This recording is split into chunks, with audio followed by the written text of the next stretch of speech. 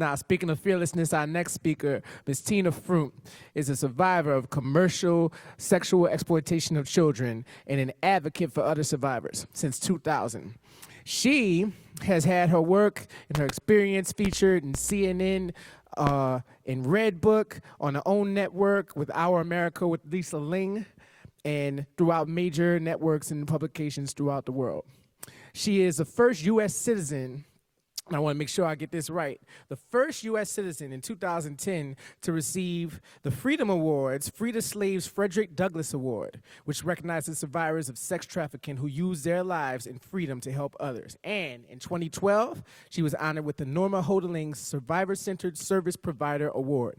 So, here to share with us about commercial sexual exploitation of children, but more importantly, also how to transition your mindset from trauma, Ms. Tina Frundt.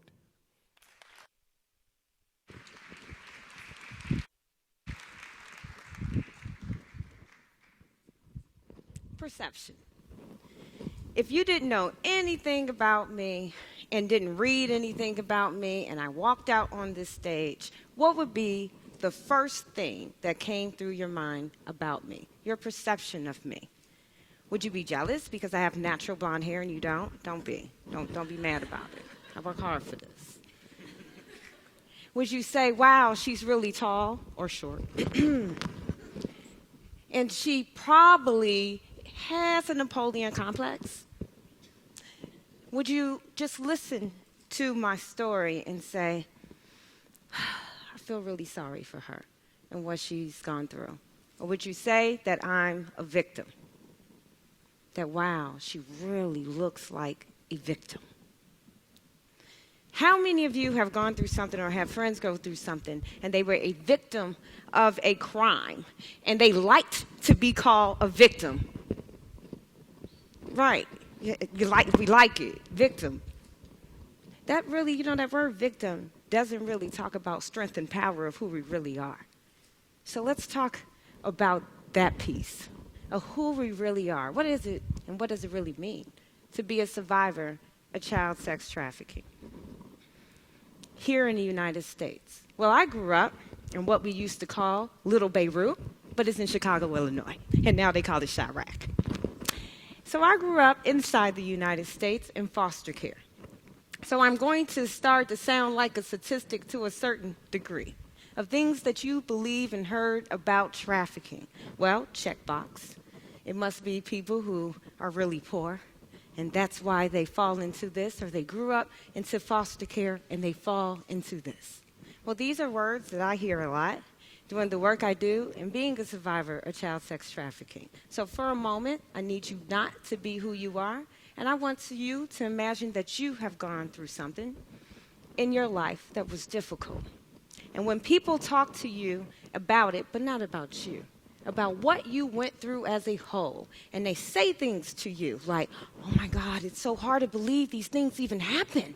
It's so hard to believe that. I can't believe this is actually happening in the United States. What does that take away from your pain and trauma that you went through? How does that make you feel that you went through that? And now you have to defend to someone else that you actually went through it. We don't think about that when we say things to people, because to me, that's traumatizing. Or when people say things to me like, wow, you have 2 children? Wow, and then they go to my children and ask them, did your mother raise you and you lived with her? Because these are all real things that happen when you tell your life story and your pain and your struggle. People forget about what you went through and start to cross the line on their assumption of who you are within your story. So let's talk about that to really understand. To me, I deem my trafficking situation as a strength. And I did just say a strength.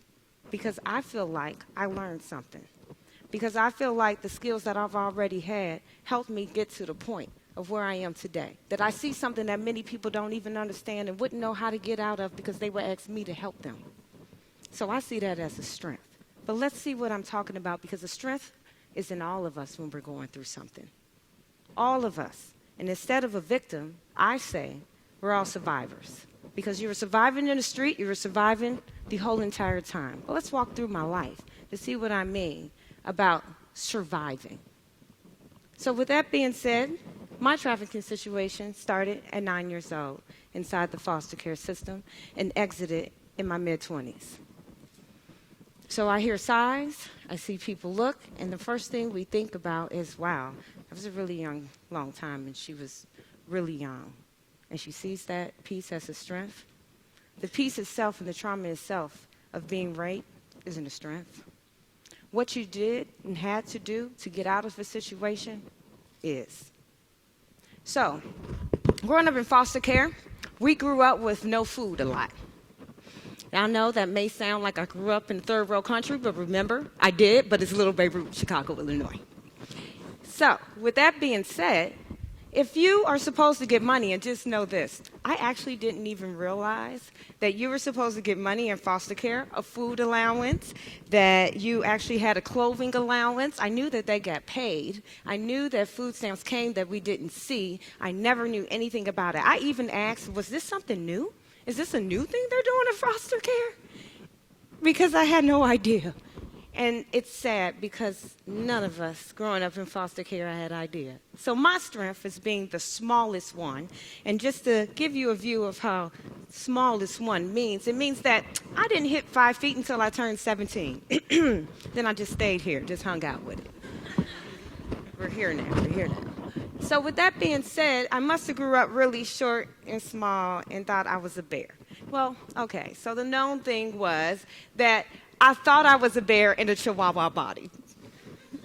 So that means I was the one who stuck up for the other kids, who fought their battles all the time, who was a little spunky at times, cursed out adults. I don't recommend it, but it feels empowering sometimes. But maybe because they picked on me, or maybe because they said things to others. Now, the other thing I didn't like a lot is when you're really short, they lean on your head. It's kind of annoying. So you're spunky a little bit more on that. Well, I was also the one who would go beg for food. I've never been a thief. Thieving has never been my thing. Stealing makes me sad, and I felt really bad and wanted to apologize for it. My thing was getting free food. Just ask. I'm really good at that. So I would go to restaurants and ask for my younger brothers and sisters in foster care, my foster brothers and sisters, and make sure everybody ate first and I ate last so that they would eat. Whatever last would be. Whatever was left, I said I'm full to make sure that they ate. We lived in abandoned buildings 80% of the time in foster care. I mean, all different foster care kids would run together, create a family, and we lived in abandoned buildings in foster care in Chicago, Illinois, inside the United States. When the police would come, they would return us home. We would hide food, because most of the people we stayed with was addicted to drugs. And we would hide food so we can eat later. Well, see, I see that as a skill that I didn't even know I had. A skill to be smart enough to hide food so we can eat later. To be 8 years old, and I didn't say I was 8, but I cooked at 8, with the chair, with the oven and the chair. And I was the one that cooked. I could make some mean oatmeal. I thought I was a chef, because you can put blueberries and stuff. You're like, I'm a chef, where everybody's eating oatmeal tonight. But see, that's also a skill that I had of learning how to cook from scratch. I actually thought rich people ate Hamburger Helper. I'm like, oh my God, I really want to try that. They're so rich, they have so much money. Inside the foster care system in Chicago, Illinois. Now, when I say that, and we paint that picture, what was my weakness of that? Was I a victim? Anyone want to say I was a victim within that? Or did I use the skills that I had to survive because of the situation that we were already in and nobody was lining up to help us get out of the situation? Is that what we do with our own trauma? Do we stop it and say, this is horrible, I don't want to tell anybody, I can't do anything? And I need to fit into everybody else's world of what everybody else does. I must fit into that. Or do we live outside the box? Because to be quite frank with you, I do not think in the box. I live outside the box. But I didn't know I had these skills at all. People sometimes tell me when they don't know my story and say that, oh my goodness, I could never be in that situation. I could never have anybody tell me what to do. I would never be in a situation like that. It would never happen to me. Well, that's a weakness.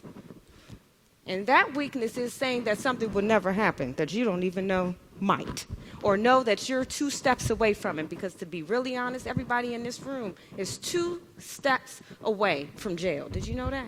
From the decision that you make in any time can take you a whole another situation away from you. Just one quick split decision turns your whole entire life around. But we don't know that. So where's the strength inside of being a child growing up with that? Now, did I have any trauma? Was I sad and depressed? Yes. Mostly, I thought that I wasn't smart. I did not think I was smart, and to be very honest with you, it took me years, maybe not even until 7, 8 years ago, until I really understood how smart I was. And we all know why. Because we must fit into these forms of smartness, of what we deem smart to be. We must be that. We don't understand our own skills, and what we already have is smartness that other people are still trying to get. I mean, we've met some really intelligent people, but then sometimes we go, oh, she is so smart, a little dilly, but she's really smart. Well, that little dilly side is not having that street smartness side to it. So sometimes when you have so much street smartness, you don't understand that you think you don't have the book smart, and you think there is a separate divide from that. How do you merge the two? Well, let's talk about that a little bit more. Let's jump into my other trafficking situation. So inside of foster care, it was called family controlled. So that means that family, foster care parents, sold us for money and things. Maybe the next step is you thought that maybe I was on drugs, or maybe that I drank a lot because of the trauma. These are other things that I hear. You were never on drugs, really? I would have thought you would have been. Well, I'm pretty glad, and I know my kids are glad I was never on drugs. I'm glad about that. Check box on that. The next thing is, you didn't drink all the time? Oh no, how did you deal with your trauma? My issue is what a lot of survivors' issues are. That issue would definitely be mental health for me. I don't know why we miss over that.